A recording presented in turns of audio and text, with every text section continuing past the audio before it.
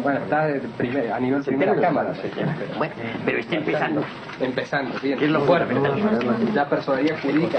Apoderado de este puesto. O sea, la fecha de fundación es justamente el 27 de octubre. 27.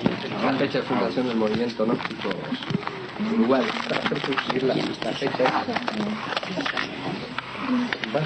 Pues bueno, estábamos hablando aquí algo sobre la cuestión de la autorrealización íntima del ser y voy a darles una plática que conviene para que ustedes la graben ahí y la lleven a todos los hermanos, pues, que todos la puedan llevar.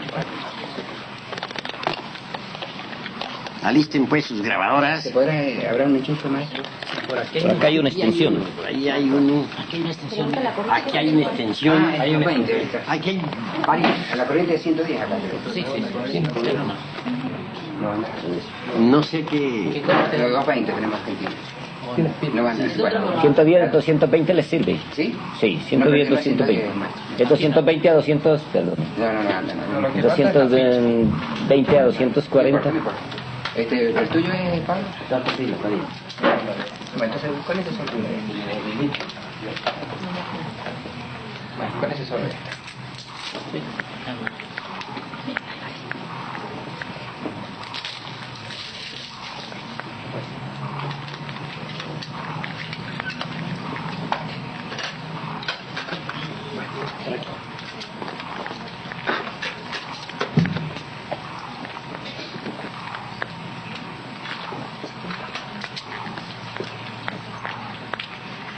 Bueno, vamos a comenzar después con una plática. ¿Ya está listo todo esto? Está bien, para que lo graben, ¿no?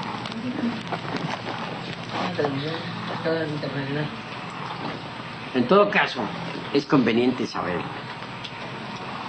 que toda la humanidad es terriblemente mecanicista en un 100%. Obviamente tal mecanicidad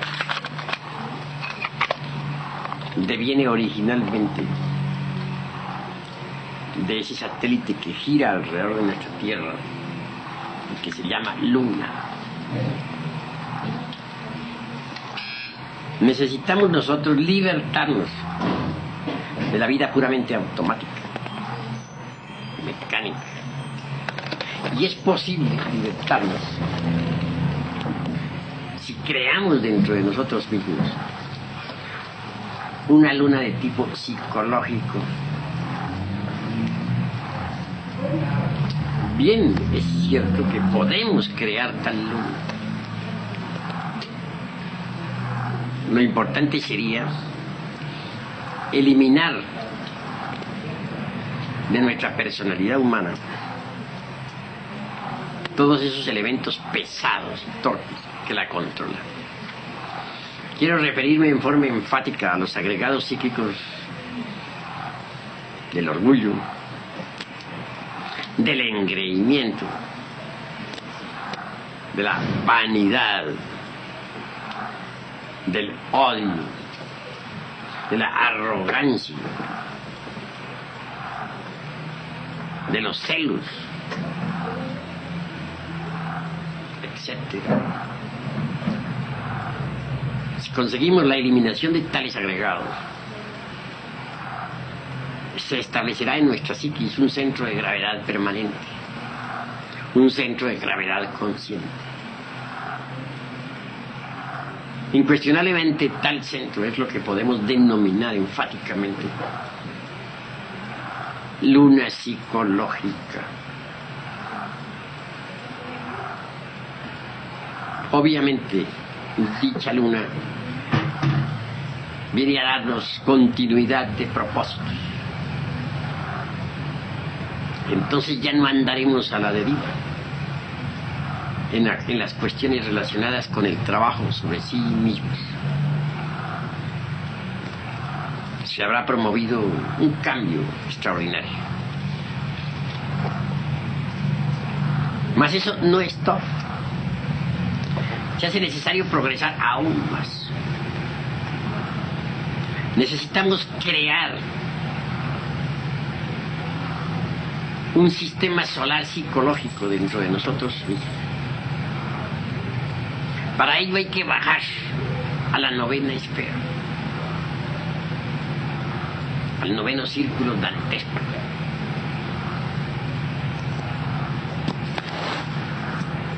A la fragua encendida de Vulcano, que es el sexo. Incuestionablemente, cualquier creación dentro de sí mismos es posible mediante la sal, el azufre y el mercurio.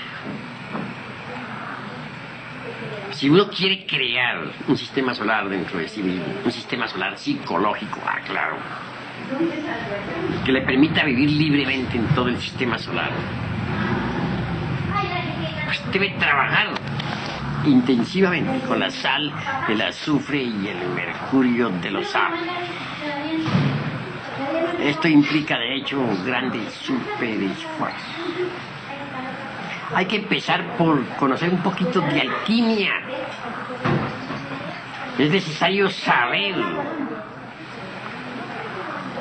que el mercurio, del cual hablan todos los alquimistas, es el alma metálica del esperma sagrado. Hay que preparar esa alma metálica del esperma sagrado. Esto es cuestión de laboratorio. Si uno no prepara el mercurio, ¿con qué va a hacer la gran obra? Para poder realizar la gran obra, pues debe preparar el mercurio de los sabios. ¿Y cómo prepararía el mercurio de los sabios? Mediante el secretum secretorum de la alquimia. Se trata de un sencillo artificio que usted ya conoce. Es la conexión del lingam yoni, sí, la eyaculación del ens seminus, porque dentro del ens seminus está todo el ens virtutis del fuego. Es sencillo ese secreto, un secretor de la santa alquimia.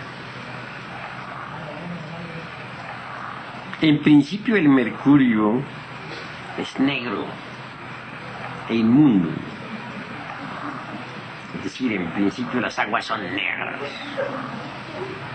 Cuando el alquimista comienza a trabajar, o mejor dijéramos cuando la pareja gnóstica comienza a trabajar, se le representa con el cuervo negro de la alquimia, porque sus aguas mercuriales están negras. Dicen los alquimistas en forma muy simpática y simbólica que de entre esas aguas negras hay que sacar la gelatina blanca.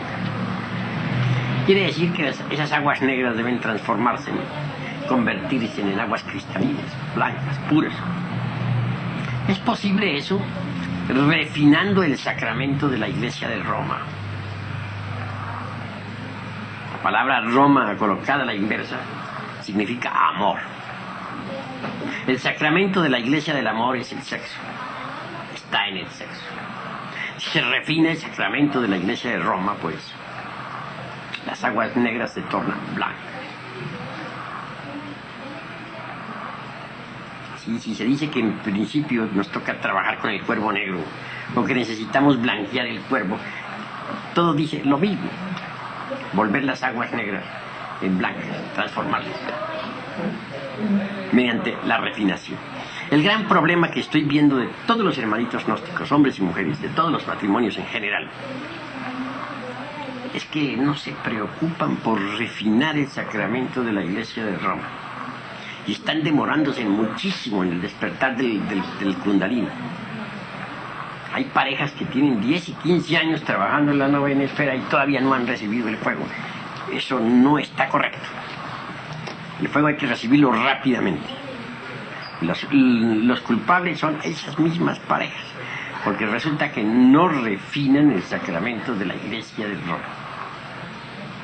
Realizan la conexión del lingam yoni en forma, dijéramos, animalesca. La química la procesan de forma demasiado brutal, animal. Las aguas continúan negras años y años y años enteros, y ahí se estancan. Se están estancando por ese motivo. Pero si se refina el sacramento de la Iglesia de Roma, y se hace del coito, como dijera San Agustín, una forma de la oración. Entonces las aguas negras se tornan blancas. Al llegar a ese estado, pues, se recibía en el Egipto sagrado la túnica de Eftaf,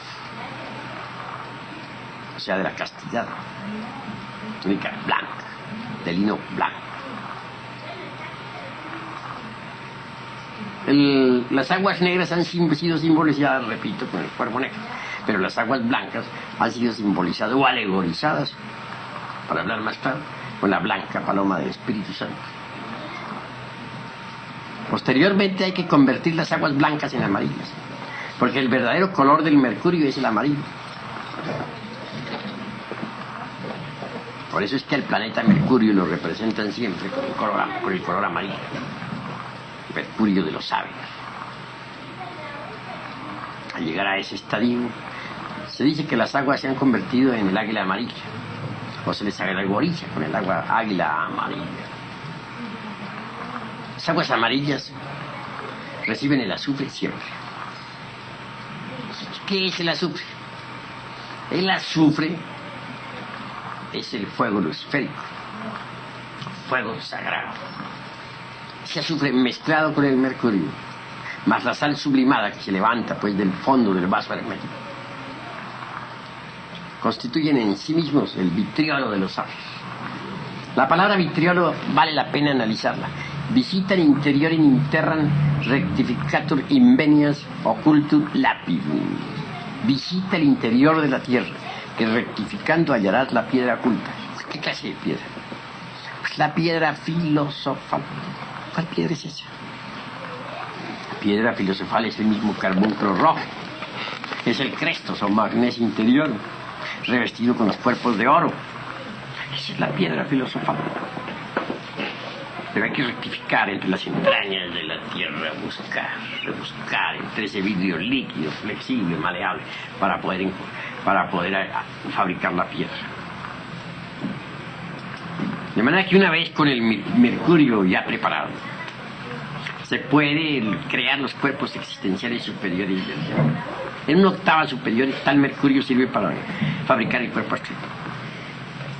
En una segunda octava nos daría base para fabricar el cuerpo de la mente. En una tercera octava podría darnos base para fabricar el cuerpo de la voluntad consciente, o cuerpo causal.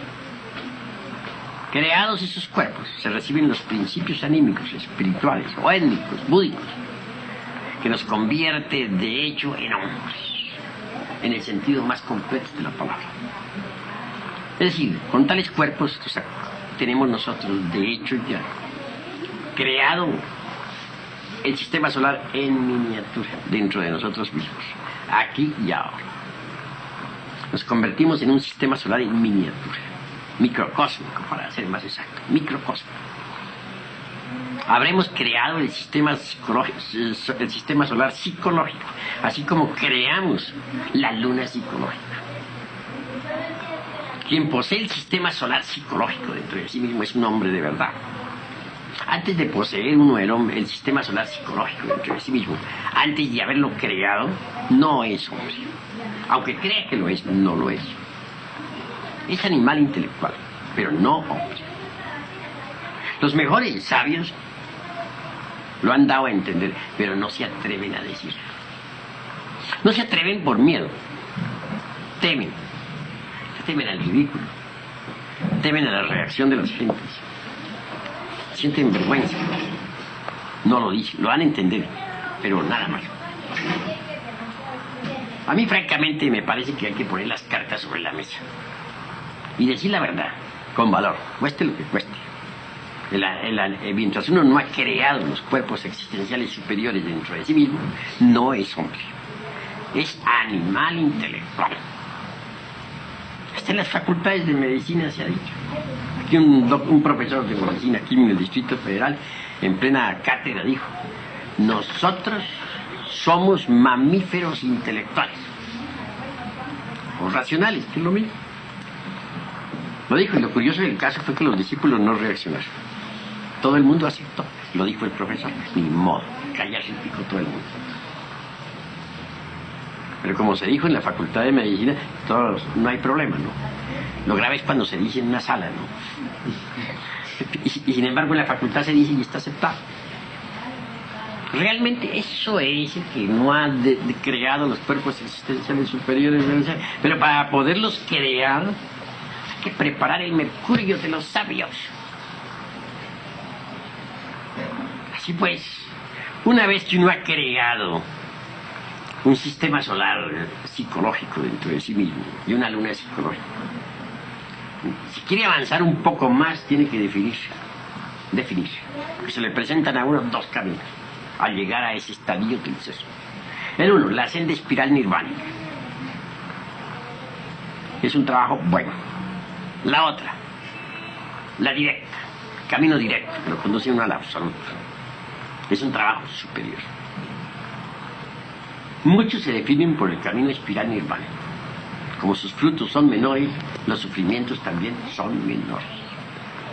Quienes se definen por el camino directo sufren más, porque sus triunfos son mayores.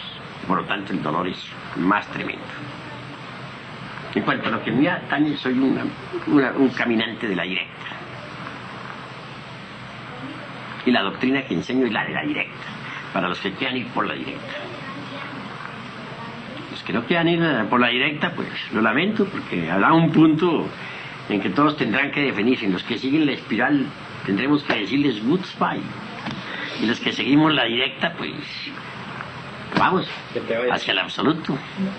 Que te vaya bien. Pues claro. De manera que esa es la cruda realidad de los hechos. Ahora, la ventaja de los que seguimos la directa es que nos convertimos en hombres solares. Pero para convertirnos en hombres solares, tenemos que fabricar un sol psicológico dentro de nosotros mismos, aquí y ahora. Eso es obvio. El sol psicológico. Pero ¿cómo vamos a crear el sol psicológico dentro de sí mismos?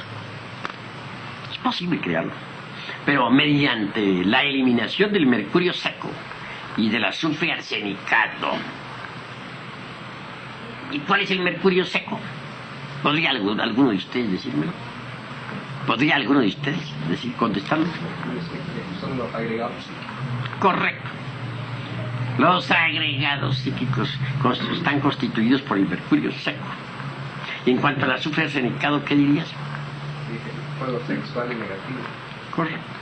El fuego de los bajos infiernos atómicos del hombre. El fuego que deviene del abominable órgano articulador. Eso hay que eliminar. Si uno elimina los agregados psíquicos y el azufre arsenicado, fabrica oro. Oro de la mejor calidad. Oro más perfecto que el que exista en cualquier mina de la tierra. Claro, para que haya oro dentro de nosotros mismos, se necesita de un gran artífice, de un artista hermético. Quiero referirme en forma clara al antimonio. El antimonio no es meramente una sustancia como pretenden muchos. En alquimia el antimonio va más lejos. Es una de las partes autónomas y autoconscientes de nuestro propio ser, puesto que nuestro propio ser tiene muchas partes autónomas y autoconscientes. El antimonio es una de ellas. Es un alquimista. Esa parte trabaja activamente, fijando el oro en el mercurio.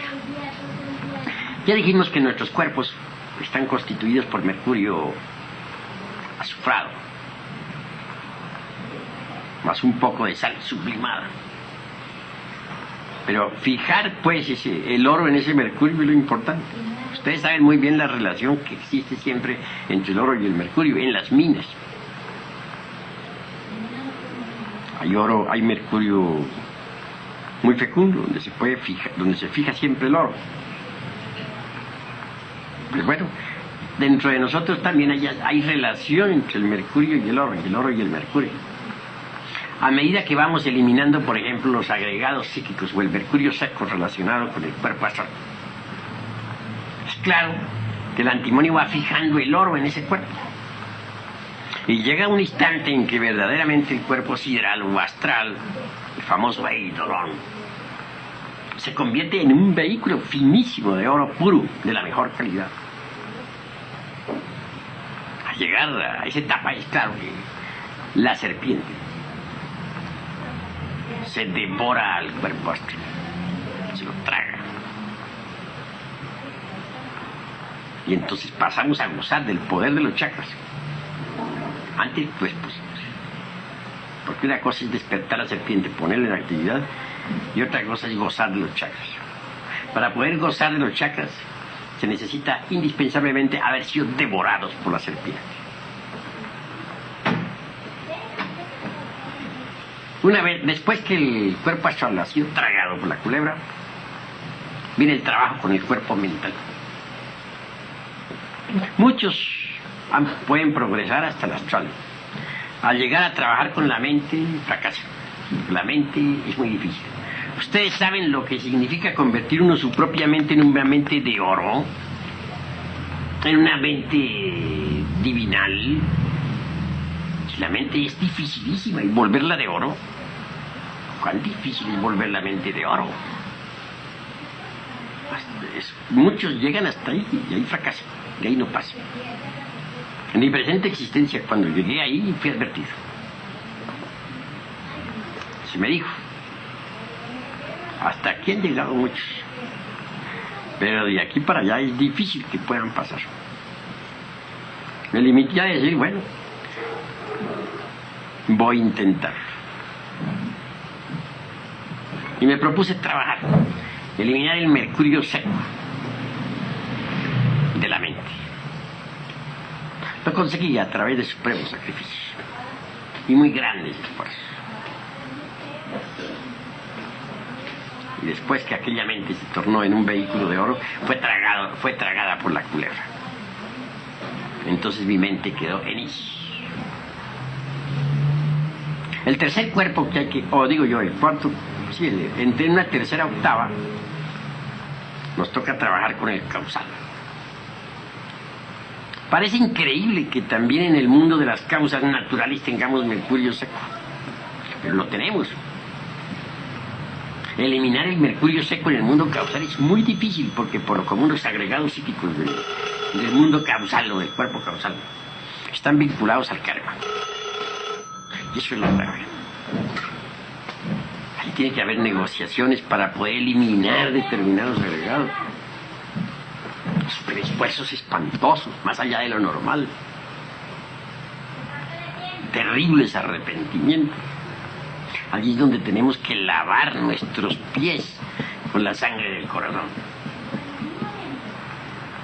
Todo eso es gravísimo.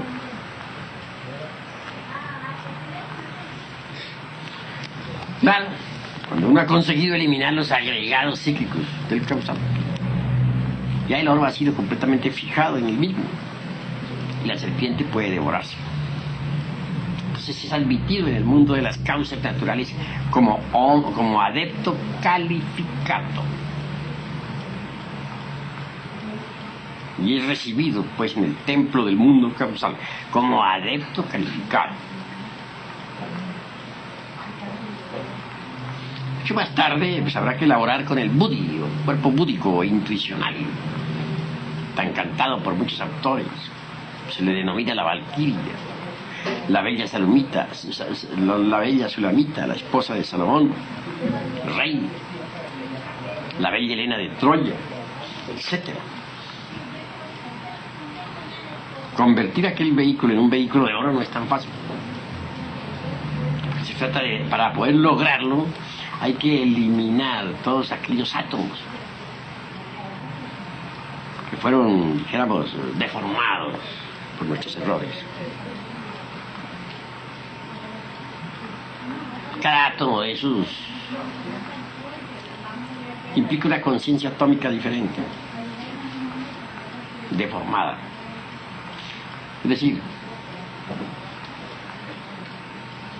encontramos allí, dijéramos, inteligencias malignas, no propiamente en el Buddhi, sino en su contraparte por antonomasia.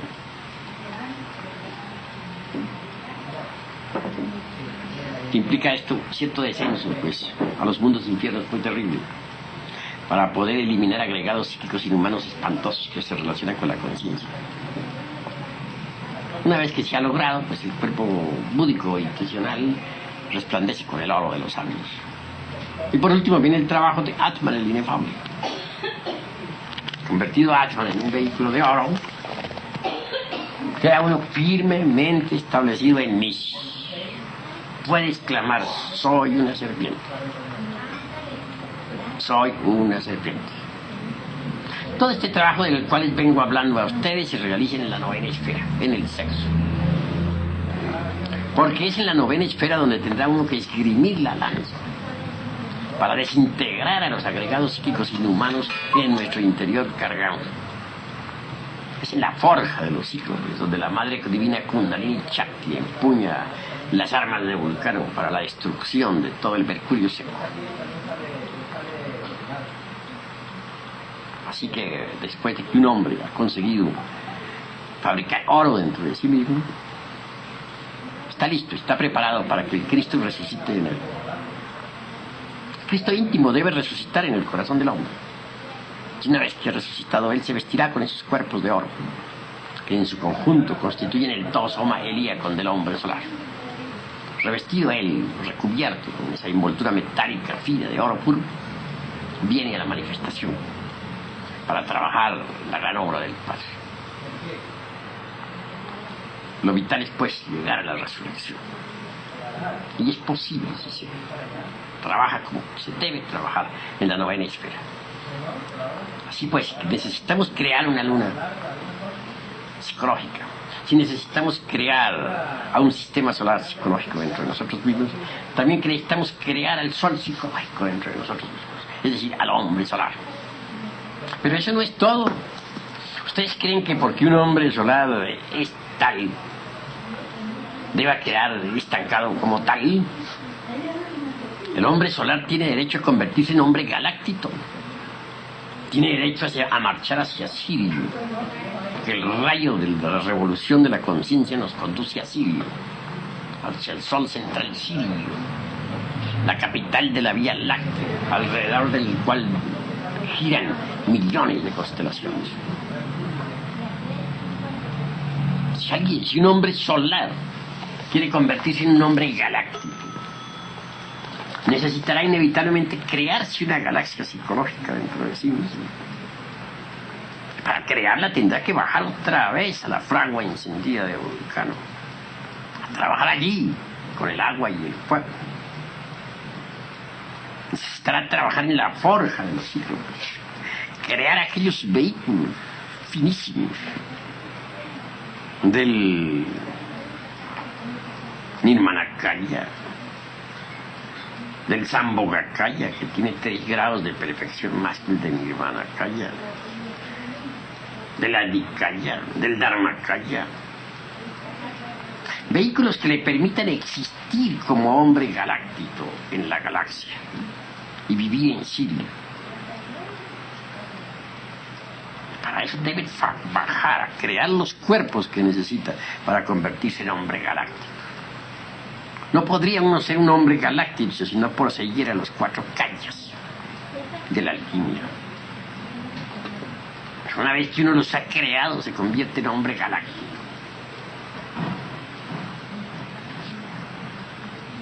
Por eso, en alguna ocasión, cierta dama adepto preguntaba en sí: ¿podría yo reencarnarme aquí en este mundo? La respuesta fue: imposible. Tú no eres más que un embrión. Para poder vivir en Sirio es muy difícil. Sí, allá no pueden vivir sino los hombres galácticos. Nada más. Tengas en cuenta que Sirio es la capital de esta Vía Láctea. Ahora, los habitantes de Sirio, los hombres galácticos, para hablar más claro, ¿tendrían derecho a progresar algo más? Digo que sí. Tienen derecho a convertirse en hombres infinitos.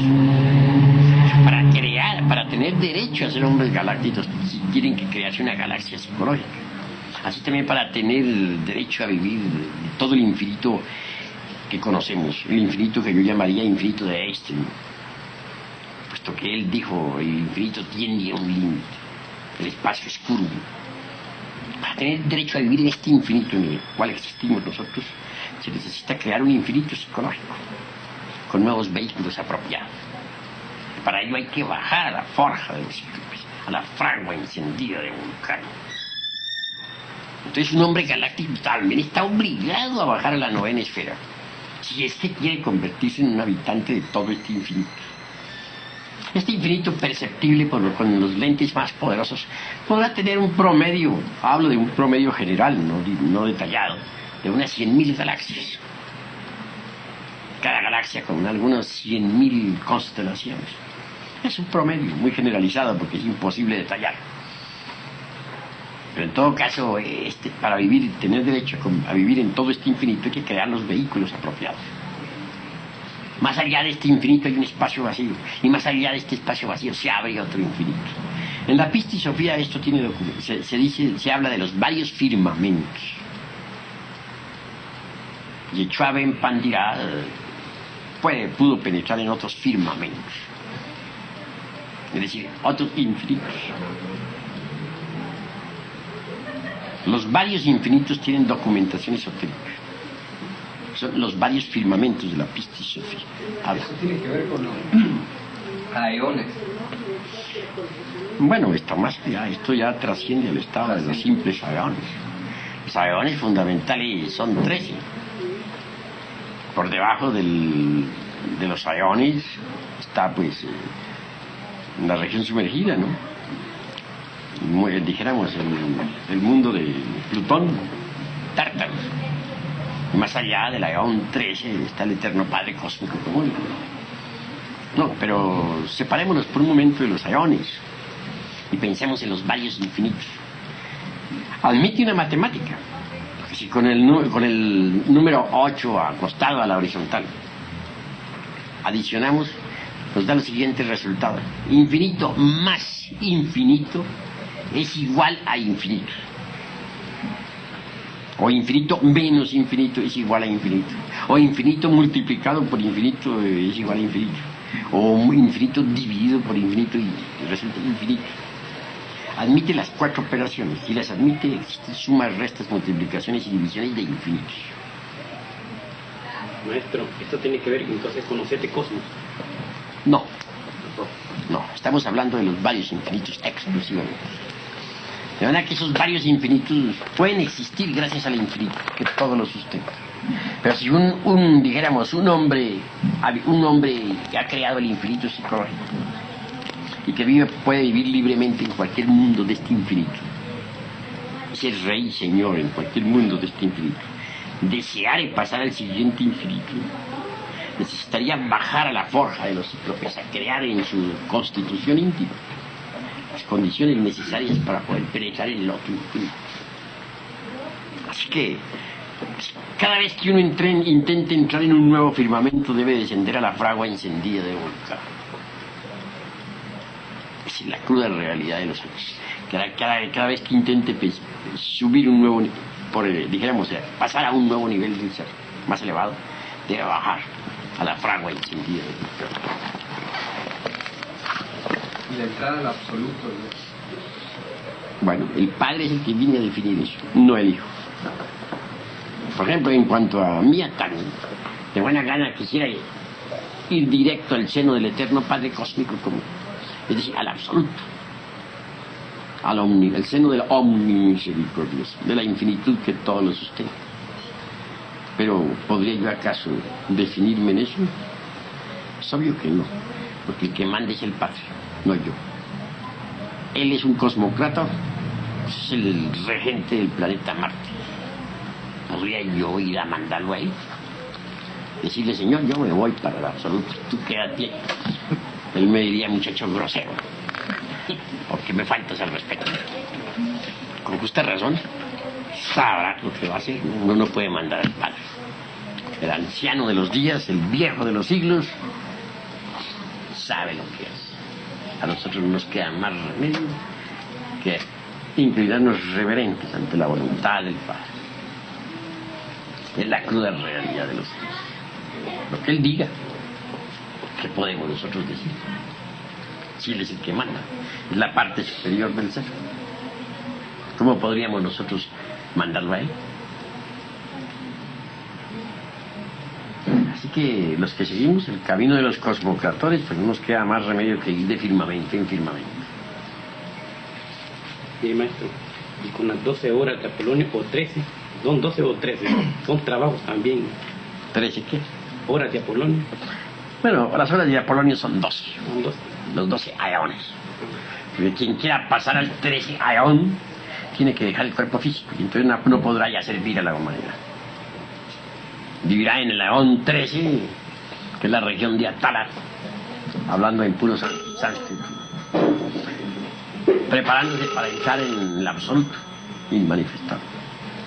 Pero si uno quiere servir a la humanidad, debe quedarse en el aeón 12. Eso es obvio. Y en ese aeón 12 es donde se dan todos los infinitos. Pues cada infinito tiene sus aeones. De manera que nuestro infinito tiene sus 12 aeones, sus 13 también. El siguiente infinito tiene también sus propios 12 aeones, sus 13 también. Cada infinito tiene sus aeones. La verdad que nosotros estamos muy lejos. Pues realmente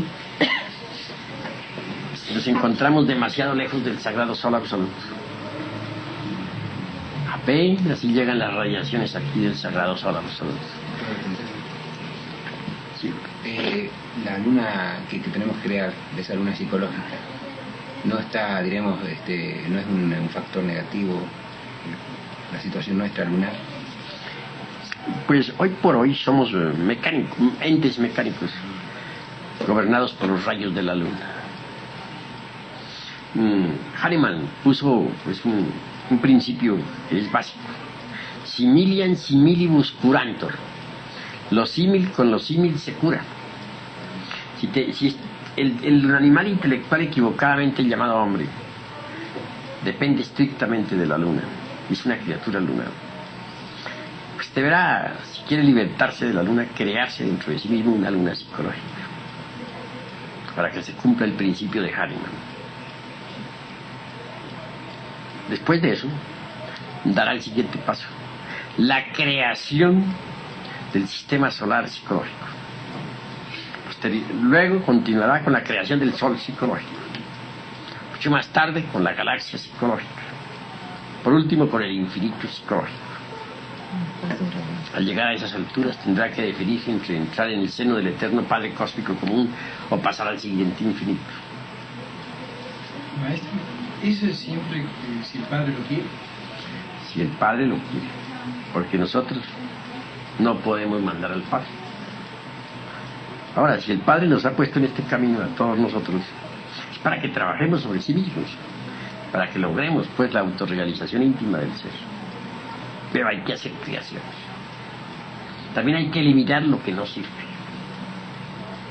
Hay que eliminar todo el mercurio seco y el azufre arsenical.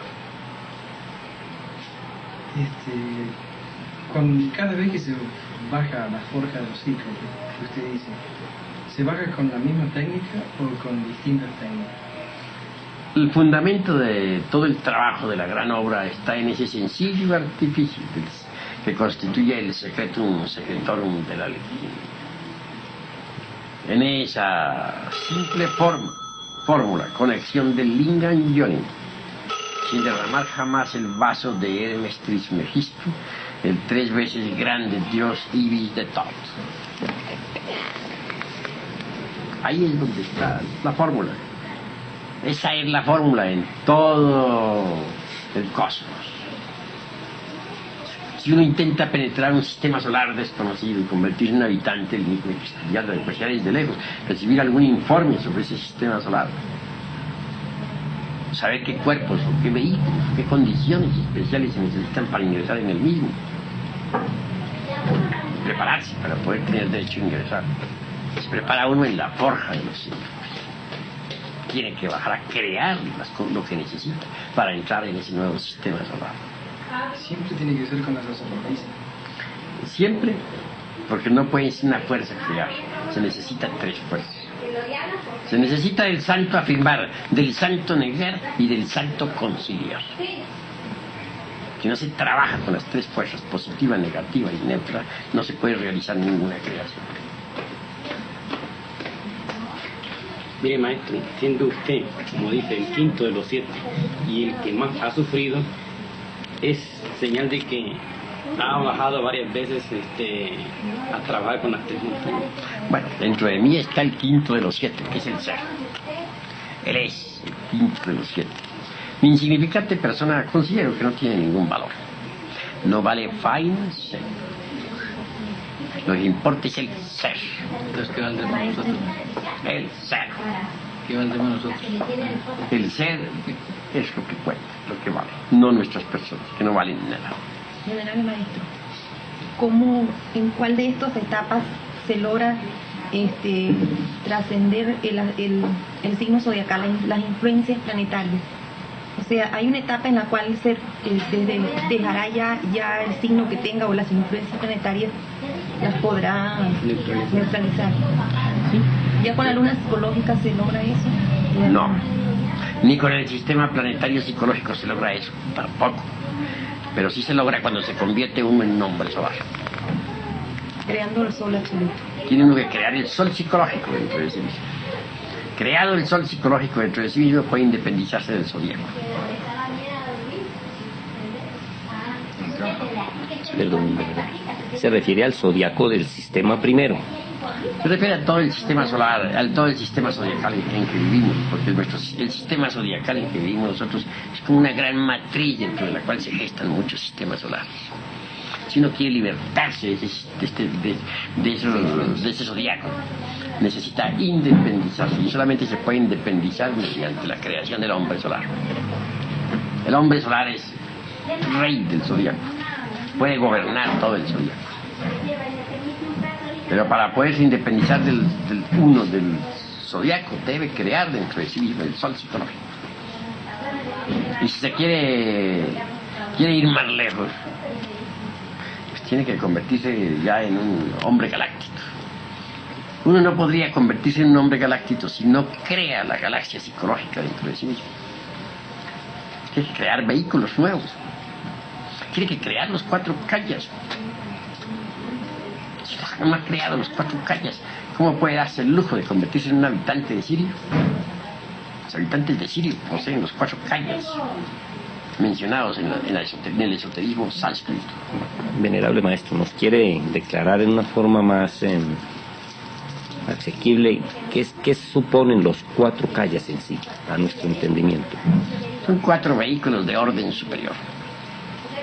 Por ejemplo, el de Nirmanakaya es el que ha renunciado al nirvana por amor a la humanidad. Y después de muchos nirvanas ganados y perdidos por amor a la humanidad, dice la Blavatsky, se gana el derecho a vivir en un mundo de supernirvánica felicidad. El de Sambhogakaya tiene 3 grados más de perfección que el de Nirmanakaya.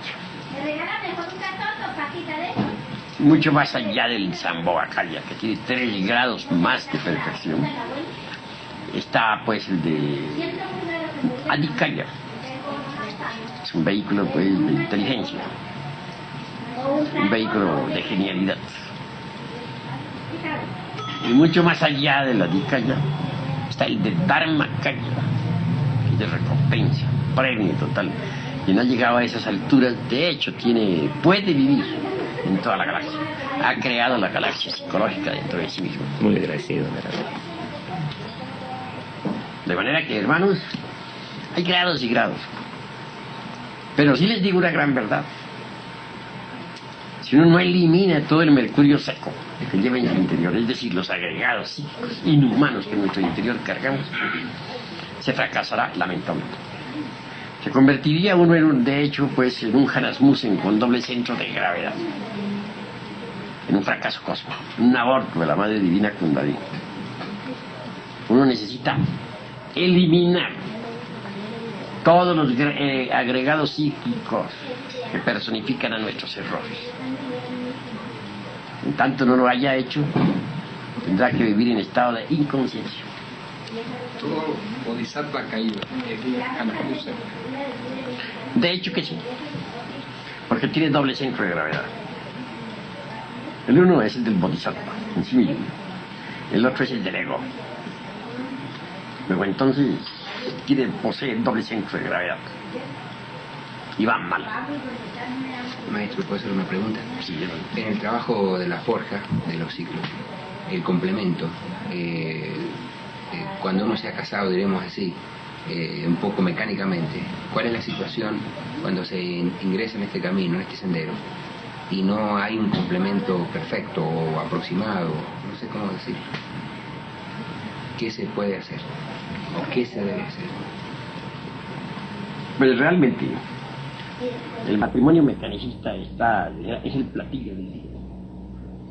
Toda la tierra está llena de matrimonios mecanicistas. Pero si se ingresa, hay que tornarse consciente. Hay que comprender primero que todo es la doctrina. Comprenderla a fondo, mediante el estudio, la reflexión. Ahora sí. Pues, vas a ver.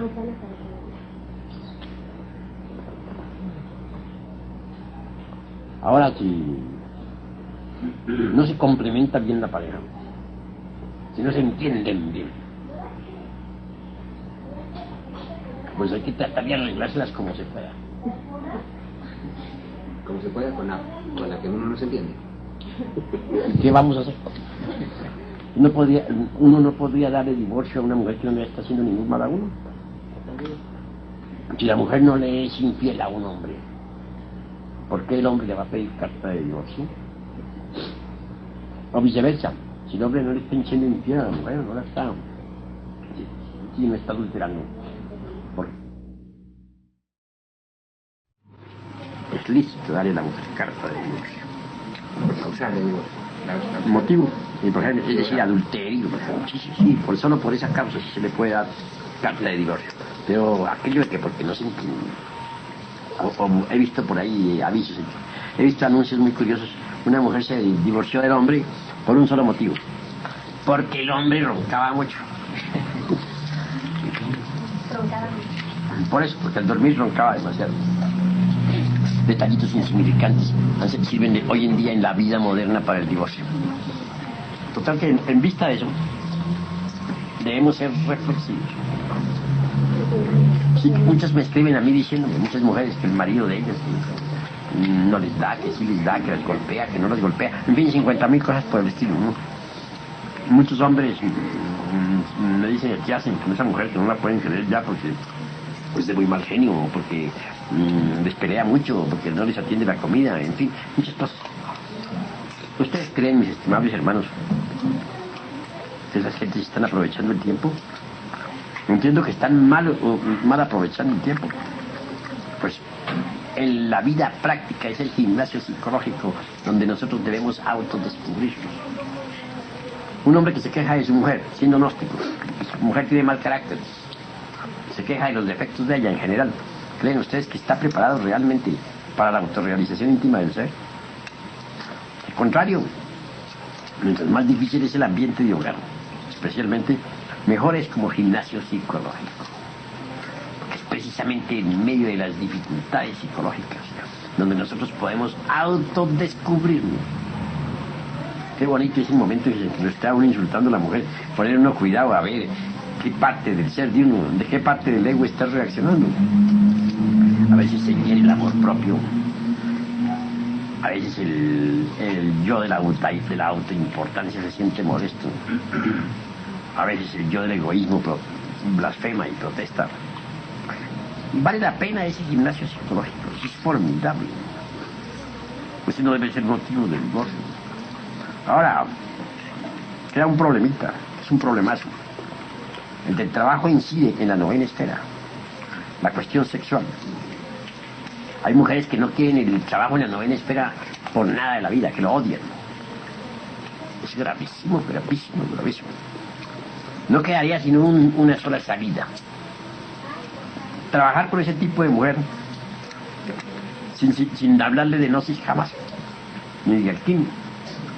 Pues no quiere oír hablar sobre eso, odia eso, pues ¿para qué se le habla sobre eso? No tiene caso. No decirle una palabra, Tendría que volverse el marido ahí una especie de artista, porque no quedaría más remedio. Simular que está en una conexión profana, hasta simular que ha derramado el vaso de Hermes sin derramarlo, claro está. Es decir, volverse un cómico, ¿no?, durante el trabajo. Y si el caso es a la inversa, se trata de que es el marido el que no quiere la doctrina, el que no quiere transmutar, y la pobre mujer si quiere transmutar, pues tendrá que hacer lo mismo, volverse un artista. Llevarle la corriente al hombre, hacerle creer que sí, que ella está fornicando y no está. Con su mente echará los mantras, y hará todos sus trabajos interiormente sin decir una palabra. No le queda más. Pero si a pesar de todo eso el hombre resultase demasiado astuto en ese caso, ¿qué haría la pobre mujer? O si la mujer resultase muy astuta para el hombre, ¿qué haría el pobre hombre? Es un caso ya tan grave que no quedaría ya por la autorrealización. Ahí sí no quedaría más que el divorcio. O el divorcio o la fornicación. O el divorcio o el fracaso. De las dos cosas, ¿cuál será preferible? Divorcio. Claro. No quedaría más remedio. Venerable maestro, normalmente Todas las posibilidades. ¿No?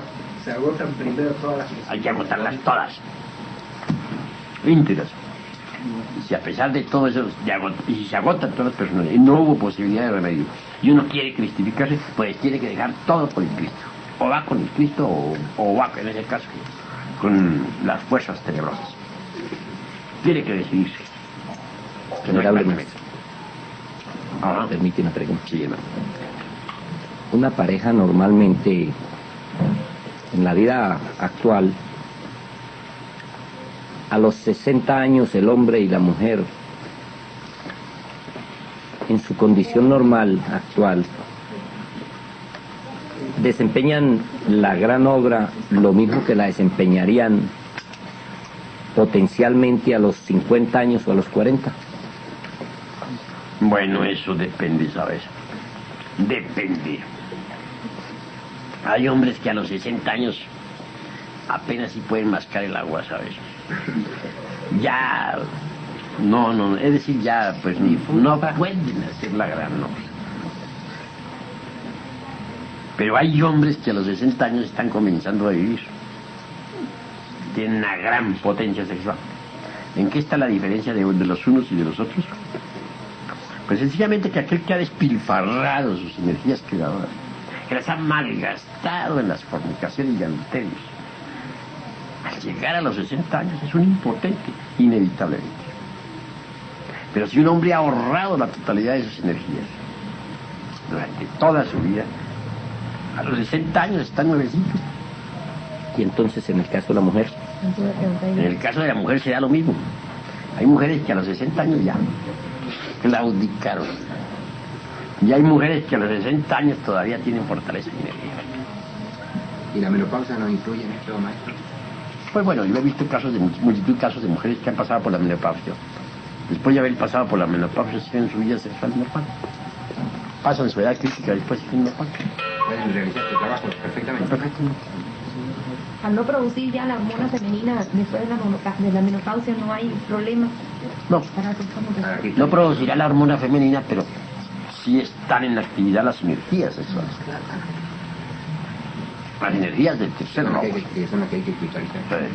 En cambio, mujeres, ya a la edad de los 40 ya claudican, porque abusaron del sexo. Y eso cabe una pregunta, maestro. Sí, cabe la pregunta. Mujeres que abusaron del sexo, pues llegan a cierta edad que ya sus órganos sexuales se atrofian. O vienen en distintas enfermedades, anomalías, desarreglos, y ya no pueden trabajar, aunque quieran trabajar. Venerable maestro. Perdón. No, ya que venía relacionado, perdón, disculpe. Las personas que han tenido una operación por distintas razones, pero siguen trabajando con su energía sexual, o sea, que no tienen los órganos. Porque eso hay una duda que se ha planteado con un misionero, que ha dicho categóricamente, no voy a nombrar el misionero, ¿Sí? que la persona que ha sufrido la amputación de su órgano sexual no tiene ninguna posibilidad de trabajo. Quisiera su palabra. Fácil, fácil, hermanos. Fácil, Benicia. Fácil. Sigan, hermanos. Pues voy a decirles a ustedes una gran verdad, aplicable a los dos sexos. Si a un hombre lo vuelven eunuco, ese hombre ya no puede trabajar, no hay espera. ¿Cómo haría para trabajar? Pues si a una mujer también le extirpan sus ovarios, ¿en qué situación quedaría? ¿No es en la misma de un eunuco? ¿Puede acaso un eunuco, sea macho o hembra, trabajar con energía creadora del tercer logos? Obviamente no. No es posible. En ese caso, pues a la mujer no le queda más remedio dedicarse a trabajar sobre la disolución del ego hasta donde le sea posible. Aprovechar el tiempo para que en la futura existencia nazca más consciente y poder continuar en su trabajo. Es la realidad de Dios. Venerable maestro, en ese mismo orden hay ciertas interpretaciones que no se conciben claramente en relación al estado homosexual. ¿Nos quiere usted definir eso de una manera radical? Un homosexual declarado o una lesbiana declarada tiene la posibilidad de recuperarse aún trabajando en la gran obra, la posibilidad, la potencialidad. La respuesta es un poco dolorosa. Ustedes han conocido, algunos de ustedes alguna vez en la vida, a un homosexual perfectamente regenerado. El homosexual que se regenera deja de ser homosexual. ¿Tú has conocido a algún homosexual que en la vida haya dejado de ser homosexual? ¿De verdad en un 100%? No lo hay. Porque es una semilla degenerada. Está podrida. No se puede hacer de nuevo porque está podrida. Así que hay semillas vegetales degeneradas que no germinan, aunque se siembren en muy buena tierra y en las mejores condiciones, no germinan porque están degeneradas. Así también hay semillas humanas, gérmenes humanos. Aunque sea joven el homosexual. Aunque sea joven, pero son gérmenes degenerados que ya no se pueden, de ninguna manera se pueden arreglar. Traten ustedes de regenerar una semilla, un germen vegetal, y de colocarlo en magníficas condiciones para que germine, a ver si es cierto que germina, después de que se demuestre que está degenerado. No germina. Lo mismo son los gérmenes depositados en las glándulas sexuales. Un germen degenerado no germina jamás. De ahí no puede salir un hombre, nunca. Es un caso perdido. Pero en los próximos retornos puede acomodar ese condicionamiento, o sea, tiene un karma, ¿no? Por supuesto. Entonces en la próxima, pagando ese karma, puede modificar y ya lograr ser, o en próximos retornos, ser otra vez normal para poder trabajar. Podría va en involución completa. Podría darse, claro. Tal vez mediante un gran arrepentimiento y un gran dolor en futura existencia tuviera un cuerpo muy normal después de haber pasado por un gran dolor. Yo tengo una amiga Es psicóloga que ella se ha dedicado a tratar homosexuales para ver si puede regenerar, y en su larga vida de experiencia como psicóloga nunca ha conseguido un solo caso. Es completamente imposible. Son semillas degeneradas. A ver, a tu amiga, dile que no pierda su tiempo tontamente. Eso es imposible. Semilla degenerada está degenerada. La pregunta que él hace de si el muchacho es joven, quiere decir que él ya viene degenerado de las vidas anteriores. Degenerado. Y esa degeneración se debe a los abusos sexuales. Si un individuo abusa del sexo, puede venir en una nueva existencia ya degenerado, con un germen degenerado, por el abuso. ¿Tiene que ir a la muerte segunda? Normalmente los infrasexuales del homosexualismo y del lesbianismo ingresan en la involución sumergida de los mundos civiles. Raros son los casos en que mediante un supremo dolor se arrepientan y en una nueva existencia nazcan en un vehículo normal. Son muy raros. Se pueden contar con los dedos de la mano y sobran dedos. General de O sea, no existe la posibilidad de un homosexual que, por ejemplo, dándose cuenta en base a su anhelo espiritual, empiece a trabajar correctamente con el sexo, etcétera, etcétera, etcétera. O con el conocimiento de la nazi, por ejemplo. Por ejemplo, un homosexual que llegue al conocimiento ¿no? Y que se da cuenta, bueno, que de todo su error.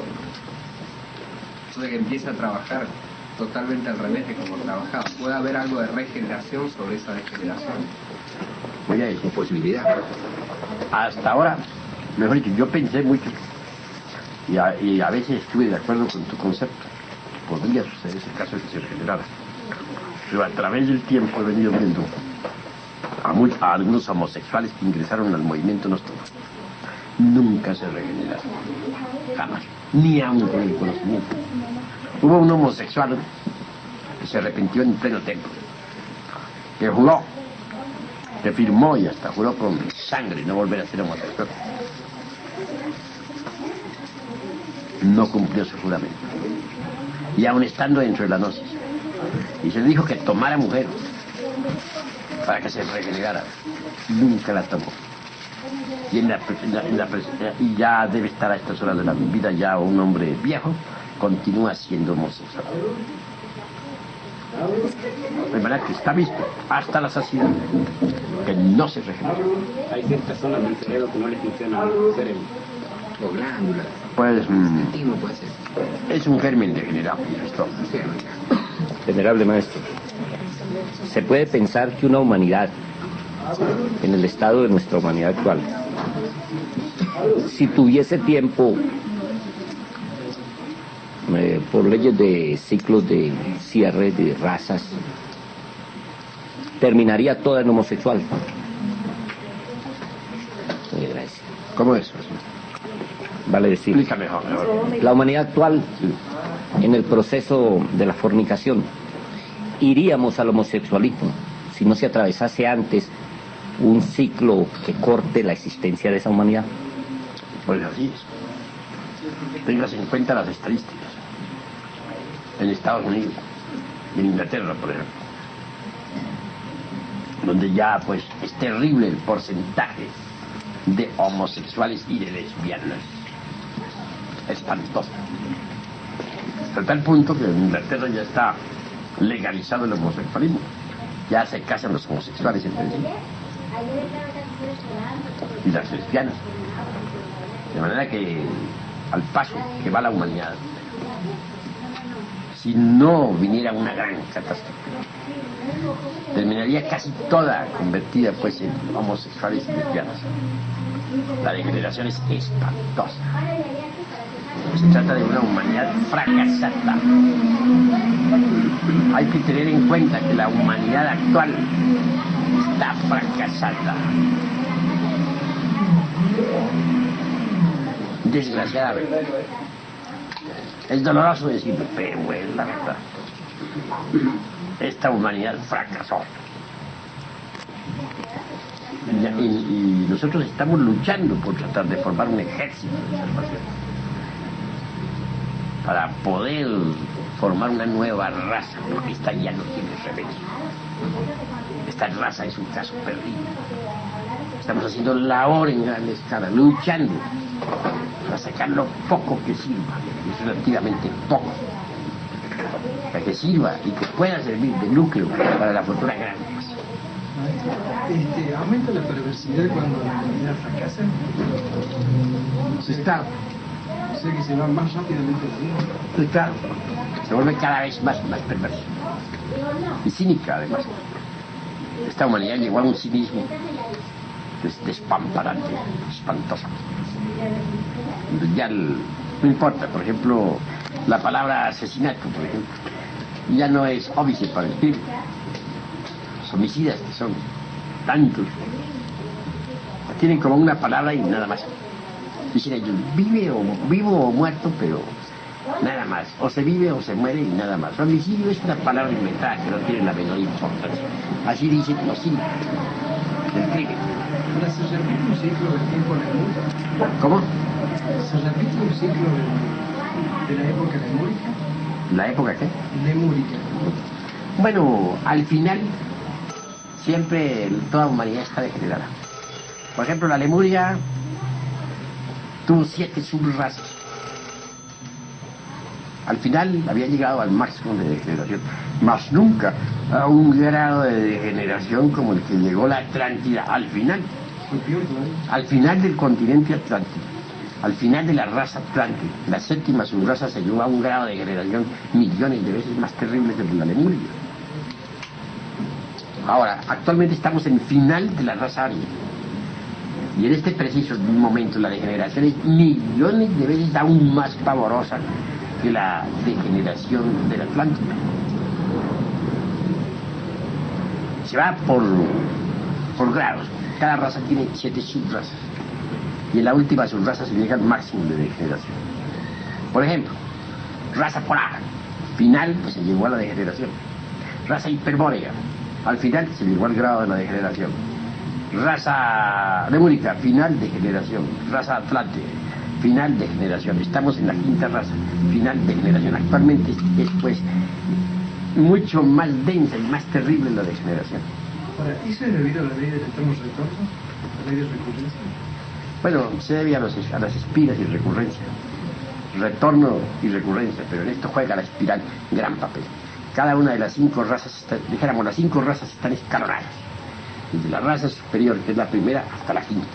Es como un edificio de 5 pisos. Actualmente estamos en el 5º piso. El 5º piso inferior, la planta baja. Por ejemplo, investiguemos Lemuria. Me propuse investigar Lemuria. La investigué en los registros akáshicos de la naturaleza. Las memorias akáshicas. Con efecto, pedí el permiso al padre, antes que todo, para hacer la investigación esotérica. ¿Cómo no? Conseguí sacar, mediante las invocaciones tántricas, a la Lemuria de entre sus archivos akáshicos. Sacar, dijéramos, sus memorias. O para hablar en un lenguaje más esoterista, diríamos, las síntesis aquellas teleoginoras. Son vivientes películas de lo real, lo que ha acaecido, tal como están escritos en las tablillas esas de la casa, de acuerdo con los legominismos de Asyata Shemay. Surgió Lemuria pues ante el centro de la, dijéramos, del Sahasrara.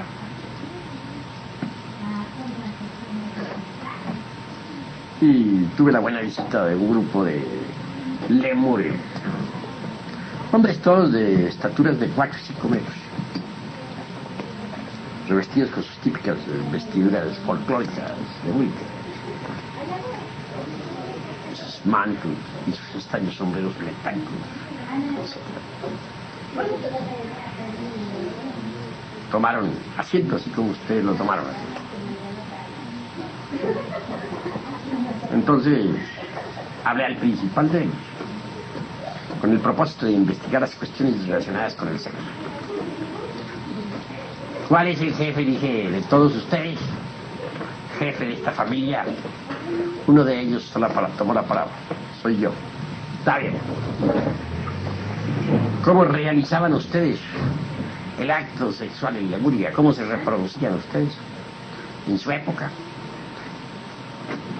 Bueno, claro, entre paréntesis, estaba hablando yo con el habitante de la 7ª subraza, de los degenerados. Nosotros nos uníamos sexualmente, hombre y mujer, para la reproducción. Realizábamos la conexión del Linkanyoni normalmente. Ustedes derramaban el vaso de Hermes, sí lo derramábamos para poder crear hijos. Pero solamente realizábamos la unión sexual exclusivamente cuando queríamos criar un hijo y nada más. Nunca por placer, siempre cuando queríamos criar. Y lo hacíamos con entera veneración y profundo respeto. No derramábamos el esperma sagrado jamás fuera del vaso sagrado. Entonces continúe diciendo, pero no se da cuenta usted que eso de derramar el vaso de Hermes es un pecado. Bueno, nosotros lo hacíamos con entero respeto. Eso lo hacían ustedes en su época, cuando ustedes eran habitantes de la séptima subraza, en la Lemuria. Pero no, así no se reprodujeron siempre los habitantes de la Lemuria. Cuando se produjo la división de sexo, por la mitad de la época lemúrica, por la tercera subraza, la reproducción se hacía dentro de los templos y no se derramaba el vaso de Hermes. Entonces se reproducían los seres humanos mediante Kriya Sakti, por el poder de la voluntad y de la yoga. Digo, eso sí nosotros no sabemos. ¿Quieren que se los demuestre, señores? Sí, nos gustaría conocer eso. Esta clase de trabajos son muy importantes, ¿no? Invoqué, de hecho, hice una invocación táctica a un viejo habitante de la antigua Lemuria, de esos que se reproducían por Kriya Sakti, el poder de la voluntad y de la yoga, exclusivamente dentro de los templos. Concurrió a mi llamado, gigante, como de 4 o 5 metros de estatura, venerable y anciano, cabellos blancos, barba blanca, impecable. Allí sí pude ver perfectamente que ese anciano, por esta época, debe estar caído, tiene cuerpo físico en algún país del mundo que todavía no sé, pero tiene cuerpo físico. Traía vestillacos, vestiduras sagradas, sandalias. Sobre su cabeza traía pues algunos extraños sombreros unos sobre otros, motivo por el cual tuve que regañarle, recriminarle. Le dije, ¿qué es eso que trae usted sobre su cabeza? ¿Qué significa todos esos sombreros del siglo XX? ¿No siente usted vergüenza de eso? ¿No se da cuenta que usted viene dormido? Lo que está trayendo son formas mentales sobre su cabeza. Quítelas, disuélvalas, desintégrelas. Las desintegró instantáneamente. Eso sí, las desintegró. Pero con todo eso pude ver que su conciencia ya venía dormida. Es decir, a pesar de haber sido un individuo sagrado, ahora está dormido por estos tiempos. Debe estar caído, claro, está caído con toda seguridad, se lo digo, por este tiempo. Pues, le dije, bueno, estamos hablando aquí sobre el sexo, la reproducción en la antigua Lemuria.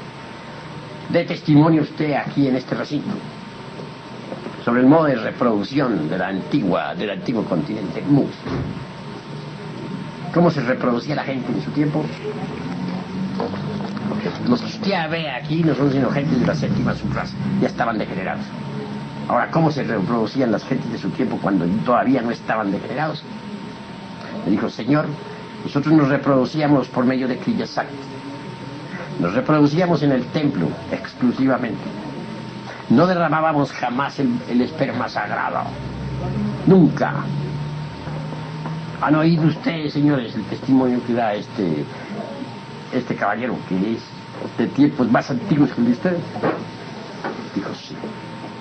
Hemos escuchado, pero nosotros los de la séptima subraza nada sabíamos de eso. ¿Vale? Los de la tercera sí sabían. Se reproducían por medio de la voluntad y del yoga en los templos. No estaban caídos, vivían en estado endémico. ¿Se siente usted capaz, le dije, de dar testimonio de esto al mundo? Pues yo sí. Con gusto daré este testimonio a la humanidad. Bien, salgamos. Entonces en los registros akáshicos de la naturaleza también se proyectó, pues, dijéramos, las 5 razas en forma escalonada.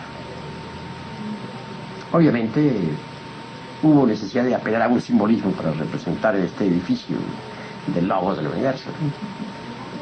Como un edificio de quinto piso. Cada uno de sus pisos corresponde naturalmente a una raza. Hay 5 razas. En el quinto piso inferior ya pudimos ver a las gentes de esta época vestidas con estos trajes tan horribles que cargamos, que tan feos los vemos los unos a los otros. He sentido gran dolor. Me despedí de aquel viejo anciano. Solamente lamenté que tuviera también su conciencia dormida. Un lemur dormido. Obviamente se encuentra caído en estos tiempos. Pues claro. De manera que vean ustedes los dos. A pesar de estar ya degenerados, nunca llegaron a la degeneración en que estamos nosotros. Por lo menos se unían únicamente sexualmente, únicamente cuando querían crear un hijo. Y si cometían el crimen de derramar el vaso de una especie de su degeneración, a lo menos sabían que el sexo era sagrado y asumían en esos instantes una actitud, digamos, dignificante y esencialmente edificante. Y esa era su degeneración, esa era la época que ya estaban degenerados. ¿Qué diremos nosotros de nuestra época, de esta que estamos viviendo? ¿A dónde hemos llegado? No se conocieron homosexuales ni lesbianas en la época de la degeneración del mundo. Nadie hubiera cometido el crimen del lesbianismo o del homosexualismo. Y sin embargo ya estaban degenerados, fueron destruidos por el fuego y el agua. Ahora, ¿qué diremos de nuestra época? Cada raza tiene 7 subrazas. Nuestra raza, por ejemplo, tuvo una época gloriosa.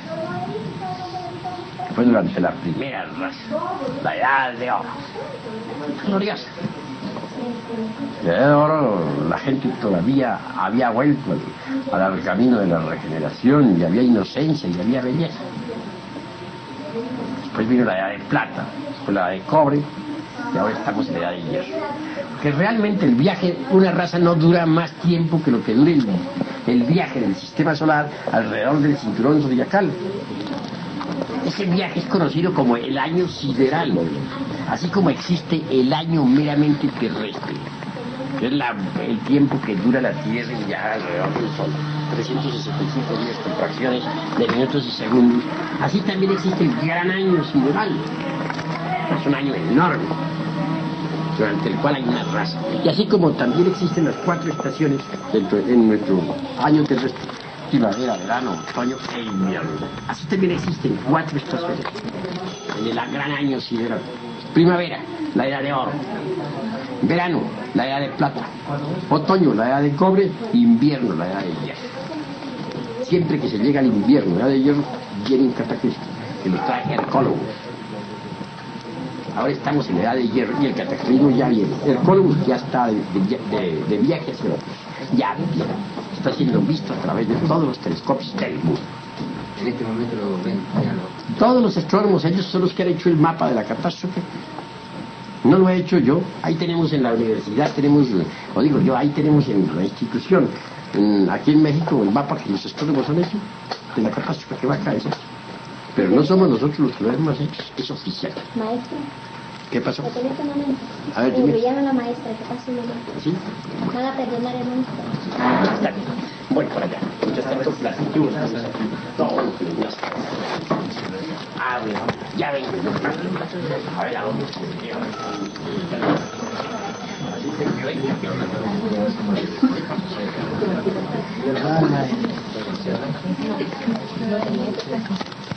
Yo no traje grabadora, pero voy a hacer una cosa. Algunos hermanos van a hacer un favor. Voy a comprar un cassette y entonces me gustaría uno que tenga reproducción. Si tenemos oportunidad, con el mayor gusto, siempre y cuando que tengamos la oportunidad. ¿Usted va a estar en Guadalajara? Vamos a estar en Guadalajara. Obviamente vamos a estar todo el tiempo grabando, y si ustedes quieren y consiguen un cablecito, se hace grabación directa. Algún hermano debe tener, yo creo que tengo, si le sirve alguna No, yo tengo el grabador, creo que sí lo voy a comprar la pila. grabación directa, porque puede... Claro, mejor. Deben conseguir varios cassettes, después que van a hacer muchas conferencias.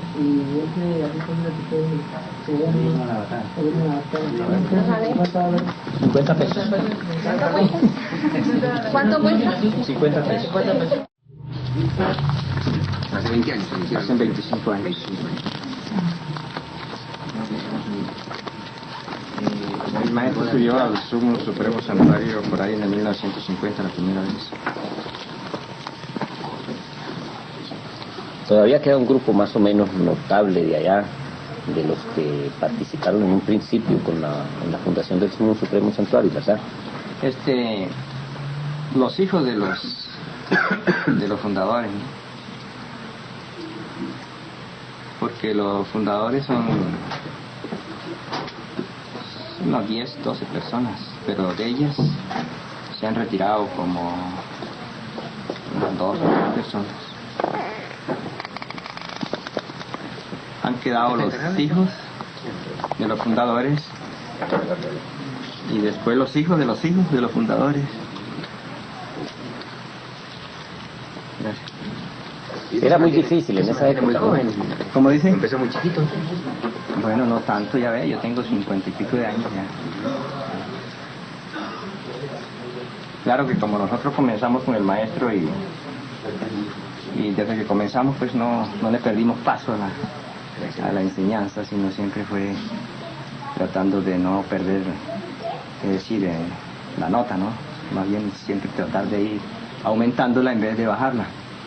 Entonces, hemos asimilado bastante, hemos aprovechado pues la enseñanza porque no nos hemos desequilibrado, gracias a Dios. ¿Usted cree que una persona que empieza más o menos madura o más o menos grande, diremos, sin haber perdido su necesidad, su potencia sexual, puede alcanzar en este trabajo a crear esa luna psicológica? Es decir, si la persona trabaja con intensidad, claro que sí lo logra. Sí. Todo depende del esfuerzo que se haga. ¿Nos puede dar algún relato especial de aquellas épocas, hermano? Que sea con relación pues a todos esos aconteceres tan especiales en los que concurrió la formación del Sumo Supremo Santuario. Sí, le podemos adelantar algo, ¿no? Pero es necesario que ustedes sepan que se está escribiendo un libro donde van todos los detalles, los más minuciosos, pues, de lo que fue la fundación del Sumo Supremo Santuario. Entonces, la primera vez que el maestro Samael subió al Sumo Supremo Santuario en forma de visita más bien, ¿no? Yo como no tenía ninguna clase de religión, pues nosotros, los miembros del Sumo, aparentemente éramos personas escépticas, no aceptábamos ninguna clase de creencias. Pero cuando el maestro Samael llegó a donde estábamos nosotros, sentimos cierto respeto por él. No sabíamos por qué. Yo personalmente, cuando me fueron a buscar a la casa para que fuera a conocer al maestro, yo vivía como a 1 hora de camino. Entonces, un hermano de don Marcos Ortúa me dijo que fuéramos a la casa de los Amortegui, que estaba un señor que le decían el maestro y que era bueno irlo a conocer. Entonces a mí me pareció bueno ir, pero antes dije, no es lógico que vaya yo solo a conocer al maestro, voy a convidar a los vecinos para que ellos vayan también. Me fui a buscar a un vecino que estaba un poco cerca, pero no lo encontré. Pasé ante el otro, tampoco lo encontré. Encontré 2 niñitas, una como de 5 años, otra como de 6 años. Seguimos, solos. Más adelante encontramos a un señor y yo le dije que fuéramos donde los Amortegui, que había un señor ahí que le decían el maestro que estaba dando unas enseñanzas muy buenas. Entonces él dijo que no iba por allá. Seguimos. Cuando yo llegué a la casa lo encontré meciéndose en una hamaca, con los ojos cerrados. Cuando le hablé, se paró y me dice, ¿qué hubo, hermano? ¿Cómo está? Me pareció que era evangélico o adventista, porque como ellos tienen esa costumbre. Entonces me dice, sí, yo lo estaba mirando por donde venía. Pero como ese era un bosque muy cerrado, dije, parece una charlatanería decirme que no estaba bien, si tan lejos y por acá. Entonces me dice, sí, yo lo estaba mirando por donde venía. Llegaron a una casita donde habían 2 niñitas, una vestida de rojo, otra vestida de azul. Más adelante encontraron a un señor, lo invitaron y dijo que no venía, ese señor no sirve para estas enseñanzas. Entonces sí me sorprendió, porque me dio prueba de algo que extraño, muy extraño. Me sorprendió tanto que no tuve más sino que comenzar a preguntarle qué enseñaba, qué era eso, que comenzó a darme la enseñanza, duró como 2 horas dándome la enseñanza a mí solo, los 2 conversando. Y en el momento en que él comenzó a darme la enseñanza, yo sentí que era un hombre diferente a todos los que yo había conocido y que la enseñanza también era muy diferente a todas las que habíamos conocido. Me llamó mucho la atención. Bueno, duré como 2 horas conversando con él y me fui. El siguiente día fui más temprano otra vez a preguntarle al hombre a ver de qué se trataba, porque me parecía muy extraña la enseñanza. Y estuvimos como 3 días reuniéndonos así con él y se fue. Digo que tenía que ir. Pero sin embargo nos dejó muy intranquilos. Entonces los Amortegui resolvieron invitarlo a que se fuera a vivir allá. Él dijo, bueno, yo voy a resolver, voy a ver. No dijo que iba a investigar, sino yo les aviso. Como a los 15 días mandó a decir que bajáramos a Ciénaga, que era el lugar donde él vivía, para que lo ayudáramos a subir la familia, que estaban estos niños tan actividades tan grandes. Estaban pequeñitos, los llevamos cargados y por ahí en animales y eso. Subimos con el maestro. Fue con el maestro un mago negro muy poderoso. Era amigo personal del maestro, pero un mago negro, eso es consciente. En Colombia. Sí. Era amigo personal del maestro. Él era mago negro y el maestro mago blanco, pero personalmente eran muy amigos. Él subió también a ayudar a llevar al maestro. Por el camino le dijo a Pedro López que las enseñanzas que estaba dando el maestro eran muy importantes, pero que él no las podía seguir porque él tenía un compromiso diferente. Que siguiéramos las enseñanzas. Bueno, nosotros seguimos con el maestro. Todos los días nos reuníamos con él ahí en la casa de los Amortegui. Como a los 15 días, o sea, al mes de estar reuniéndonos con él, dijo que teníamos que hacer un santum. Santum era una especie de un kiosco para orar. Entonces nosotros inmediatamente nos pusimos, hicimos el santum, porque teníamos mucho interés de conocer más lo que él estaba enseñando. Ahí nos reuníamos con el maestro a hacer vocalizaciones, a hacer cadenas. Ya cuando ya él vio que éramos capaces de enfrentarnos a una lucha más fuerte, entonces dijo que había necesidad de hacer un templo de misterios para la futura era de acá. Que ese templo era subterráneo, que si nosotros seríamos capaces de hacerlo. Dijimos que sí, éramos capaces. Había de casualidad en esa época un sobrino de los Amortegui que había trabajado en minería, ¿no? Y conocía la forma de trancar el cerro y eso para que no se derrumbara. Entonces él dirigía el trabajo. Y nos pusimos a hacer el templo. Cuando ya hubo una capacidad regular, entonces ahí hacían las reuniones. Y así duramos trabajando muchos años ahí. Duró por más o menos unos 14 años el trabajo constante ahí para poder construir el templo. ¿Ya está terminado? Ya está terminado. Hermano Celestino, resulta de que después que ya comenzamos a hacer el templo se vinieron muchos acontecimientos. Cuando ya el movimiento comenzó a crecer, surgieron los enemigos por todas partes y las persecuciones para el maestro. Había ocasiones en que nos tocaba salir con él de noche, huyendo. Avisaban que venía la comisión a buscar. Porque nosotros hacíamos rituales dentro de esa cueva, como decían allá. Por ahí decían que era una cueva, ¿no? Nosotros hacíamos rituales ahí. Ustedes saben que en el ritual se utiliza el vino y el pan. Entonces la gente se le dio por decir que el maestro nos daba vino con marihuana y que nos volvía loco a todos. Y entonces comenzaron las persecuciones por eso. Y entonces por eso lo perseguimos. Y entonces en varias ocasiones les tocó kills.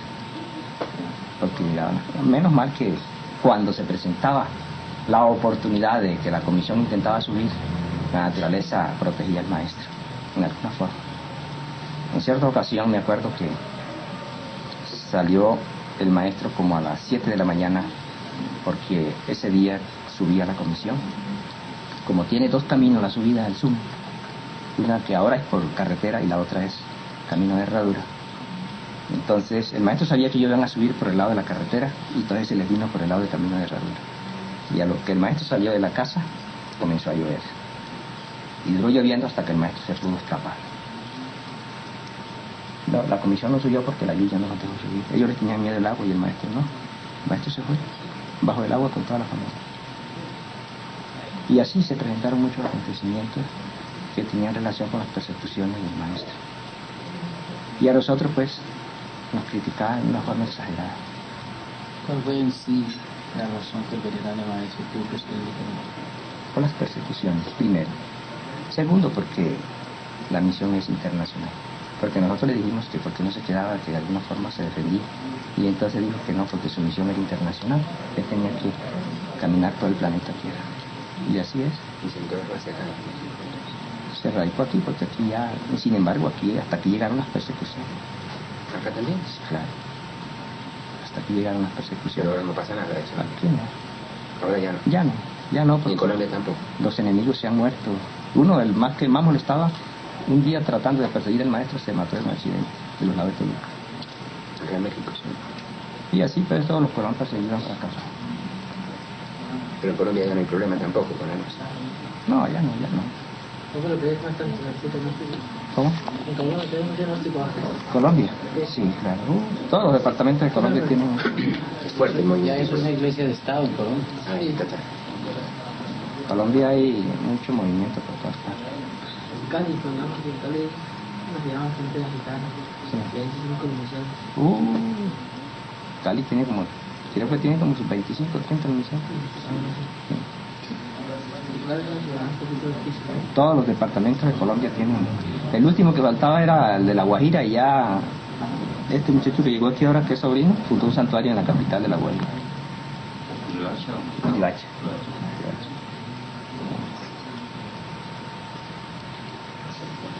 Y este señor que era contrario del venerable maestro también murió, ¿cierto?